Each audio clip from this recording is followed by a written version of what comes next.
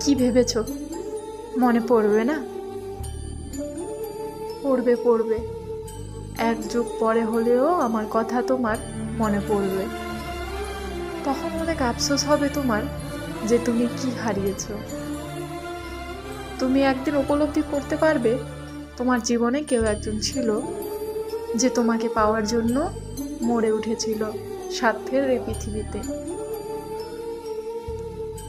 তুমি একদিন বুঝতে পারবে কেউ একজন ছিল যাকে তুমি শত অবহেলা করার পরেও, শত কষ্ট দেওয়ার পরেও সে তোমার সাথে থেকে যাওয়ার জন্য বায়না ধরেছিল।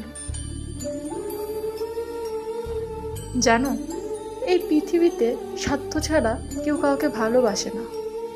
সবার ভালোবাসার পিছনে কোনো না কোনো স্বার্থ বা উদ্দেশ্য লুকিয়ে থাকে। এই পৃথিবীটা স্বার্থে ঘেরা। অথচ দেখো, তোমাকে আমি বিনা স্বার্থে ভালোবেসেছি। হয়তো আমারও কিছু স্বার্থ ছিল। সেই স্বার্থগুলো কি জানো? সেই স্বার্থ হলো তোমার প্রতি আমার ভালোবাসা। তোমাকে পাওয়াটাই আমার জীবনের সবচেয়ে বড় স্বার্থ হয়ে উঠেছিল। সেই স্বার্থের পিছনে লুকিয়ে আছে আমার অজস্র ভালোবাসা। নিজের ভালো নাকি পাগলেও বোঝে, তবে তুমি বুঝলে না।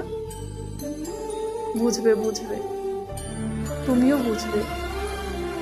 যেই দিন দেখবে স্বার্থ ছাড়া কেউ কাউকে ভালোবাসে না, সেই দিন বুঝবে তুমি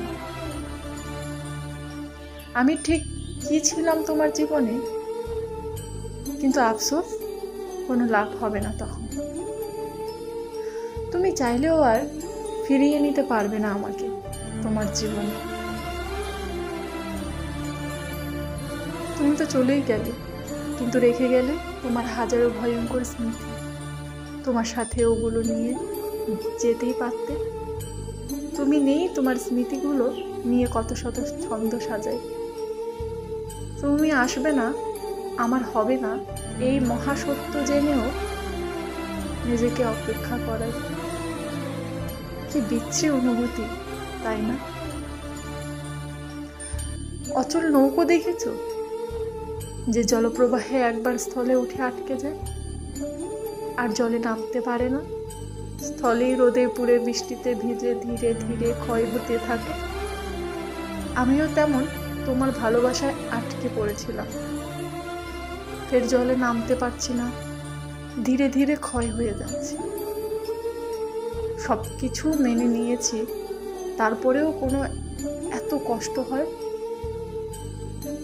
আমি জানি তুমি আমার হবে না কখনো, তারপরেও এত কেন মায়া তোমার? আচ্ছা, ভালোবাসলেই কি ঠকতে হয়, নাকি তোমার কাছে ঠকে গিয়ে এমনটা মনে হয়?